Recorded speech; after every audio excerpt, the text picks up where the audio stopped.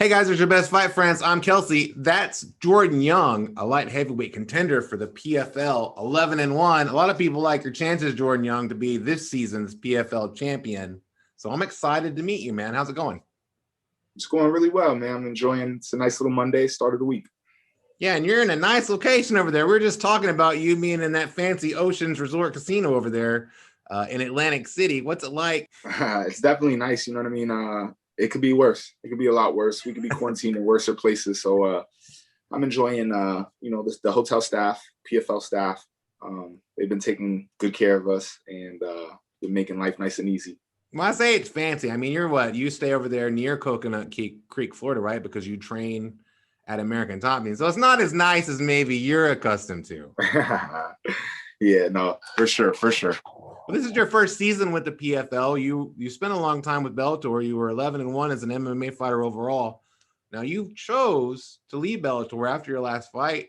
I know that you suffered a loss in that fight because you were injured, at least partially, but you had a lot of options, right? And I wanted to know if you could talk about a little bit, give a little more information on how you decided to join the PFL, because I think a lot of MMA fans, when I'm writing stories and on Facebook, we have a big Facebook page at Heavy, all people see is the UFC, but they don't maybe understand why people, fighters such as yourself that have promising careers, would choose to be with the PFL. Can you explain that to me and to them? Yeah, so for me, the UFC obviously is the number one destination in MMA.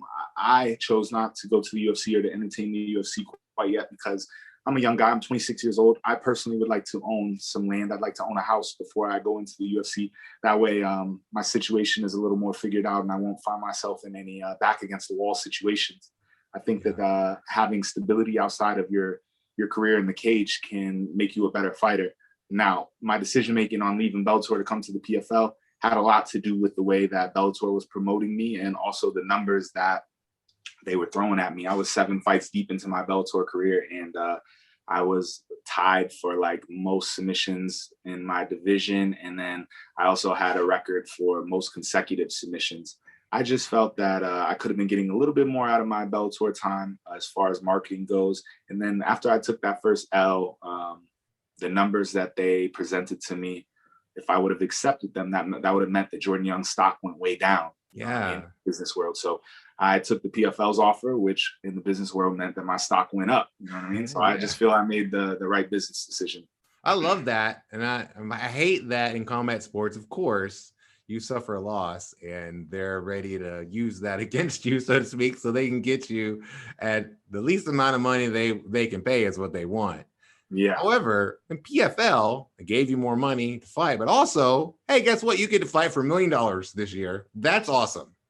No, 100%. And the ability to be able to fight back to back to back, because even though the grand total prize is $1 million, we're still getting paid per fight. So like in Bellator, I got paid pretty well as well. But when I would fight in Bellator, it might be 6 months, it might be 7, 8 months maybe before I fight again. And that's a long time. It would make that good money turn into average money, just decent money, really. So being able to fight, I didn't get to fight, unfortunately, this last card 4 weeks ago. But I was able to get paid because I did everything in my capability to be able to fight.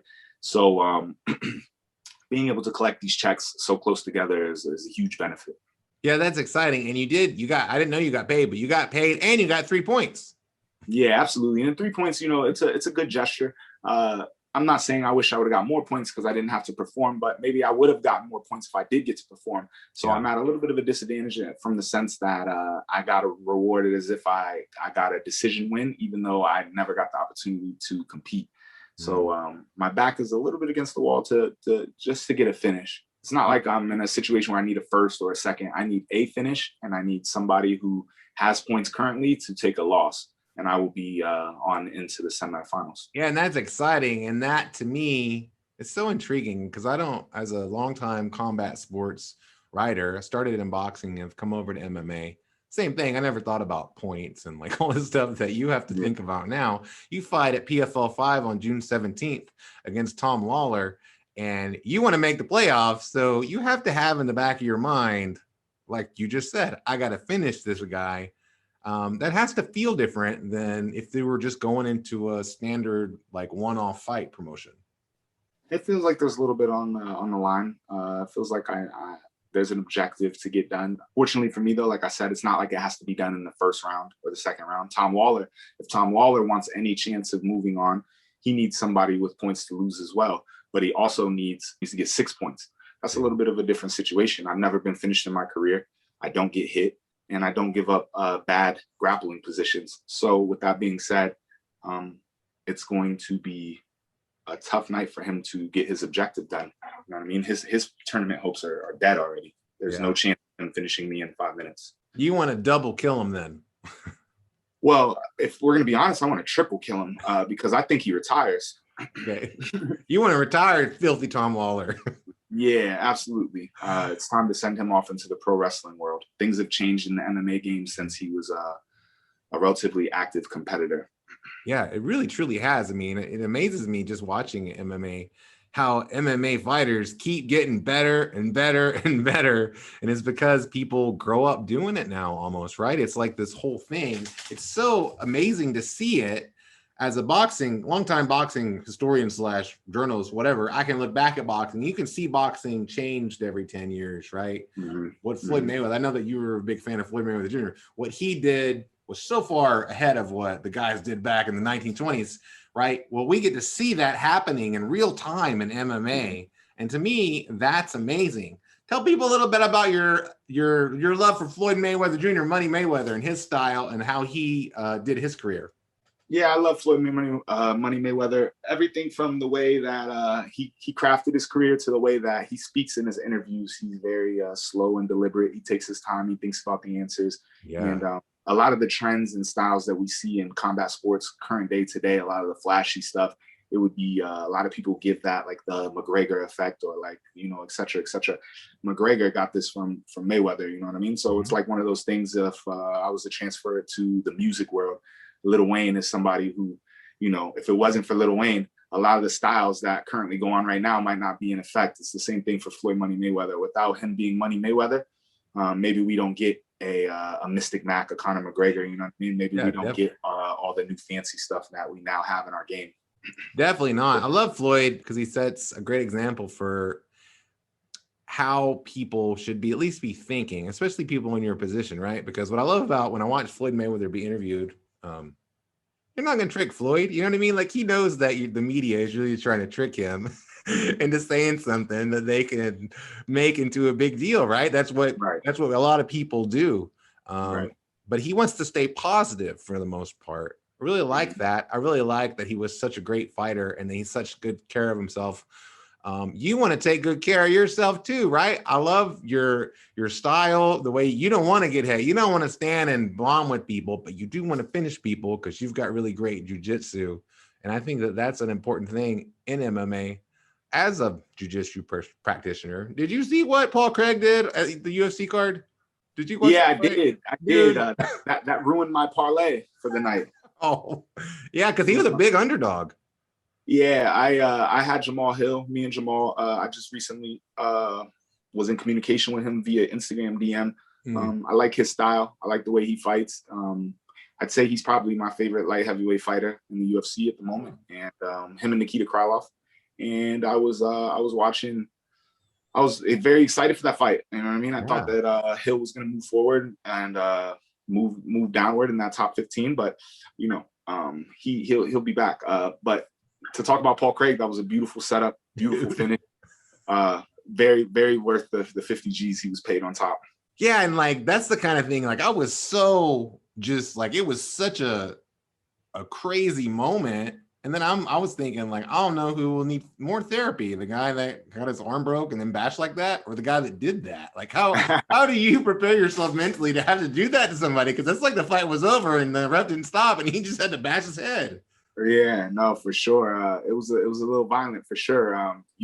It's good to hear though that Jamahal Hill was all right and they were able to pop his arm back in. So thankfully he didn't have any breaks. Crazy. That dude he was just standing there like it was no big deal. Yeah, for sure. I was like, get him to the hospital. And he's like, so that was almost stretcher worthy for sure. He was walking out of there holding his arm up. So the odds makers tab Emiliano Sorde to be the light heavyweight champion again. I don't know if you've looked at this as DraftKings. They've got him tied with Antonio Carlos Jr. as the odds makers favorite. You're about 4 slots down, maybe 3 slots down, as still one of the favorites, but not the favorite. So tell me, why are the odds makers wrong? You know, I don't necessarily think they're wrong. Maybe they have it right and they get some of their top 3 in the finals. You know what I'm saying? I think that they picked the fighters that they feel have the best chances to win for whatever reason. I'm sure with Shoeface, it's his skill set. With Emiliano Sordi, I'm sure it's his track record. Emiliano didn't look like the Emiliano of old in his last fight against Chris Camozzi, but I will attest to the fact that he looks like he's in better shape now. It looks like he'll put on a better performance this Thursday, but we'll see. I think that, you know, if they're not putting me up there, it has to do something maybe with me not getting to compete that last card. I have no doubt that if I was able to compete that last card, I would, my name would be higher than where it is. Do you by chance know what the odds are for this fight with me and Tom Lawlor? You're a pretty hefty favorite. I think I think that he's like plus 375 or something, and you would be minus 200 or 300. They're aware. For MMA, that's a pretty hefty favorite. Yeah, no, I was hoping that I would be able to score some money on myself. Maybe they weren't up to date. We're not going to win too much. Yeah, no, they're aware. That's good to hear, though. They got you back. Yeah, and those futures markets too have to be dictated on PFL math. PFL math isn't that complicated, but for a person like me who has an English degree, I can't figure it out. So maybe it's that. My man. Man, I'm excited about your fight. You have a prediction for it? Man, I think I'm going to get the finish in under 10 minutes. I'd like to tell you how I'd finish, but I'm not quite sure on that. Depends a little bit on how Tom Lawlor fights. You know, he's the guy that needs an absolute 6. There's no way he advances without 6. So if he fights a certain style of fight, I might have to address that and negate some things first before I can really open up and get to doing what I want to do. But, you know, maybe I'll get right to it and put him away in that first 5. Hopefully, sometimes when people fight, people sometimes don't realize that in combat sports, getting finishes or knockouts in boxing, it also depends on how the opponent fights, right? Because if a guy doesn't want to engage, there's things that they can do to make the fights last longer. You don't expect Tom Lawlor to do that, though. He knows that he needs points. Right, for sure. I just when I said what I said, maybe he is fighting like a wrestling heavy style. Maybe he keeps shooting. I might have to address that before I can really create space and open up with my shots. So, you know, that's what I meant by that. But I think that regardless, I'll do what I intend to do, which is land long, accurate shots. And I will hurt him within the first 5 minutes. I'm definitely excited about your fight. I'm definitely excited about your career. I look forward to watching you finally get to compete in the PFL and hopefully go on to the playoffs to win that belt. Before I let you go, I do want to ask you, did you catch Claressa Shields' fight last week? And what did you think about it? I think that, you know, she did really good. There's two things I think about her coming into MMA. One, I keep seeing this like this theme online that people are saying that she has more balls than the male boxers. And I don't want to discredit her in any facet because she did cross over. I just want to state that if she was being paid the same way that the male boxers were being paid, she might not have crossed over into MMA. She would say that too, yeah. Yeah, that's number one. But then number 2, I think she looked really good. You know, obviously she was in some bad positions, but she didn't wail out. She didn't look super nervous or like she was out of her galaxy. You know what I mean? Like she was aware enough to stay safe and not take any damage. And in that 3rd round, when she did get some takedown defense going, she was consistent with landing her shots, so she got her out of there. Well, I'm excited about it. She's pretty bad at it, I think, for even attempting it. It's awesome. You're pretty bad at it for going to the PFL and hopefully going to that tournament. And I'm grateful to have met you, and I'll be following your career, Jordan Young. Thanks for being with us.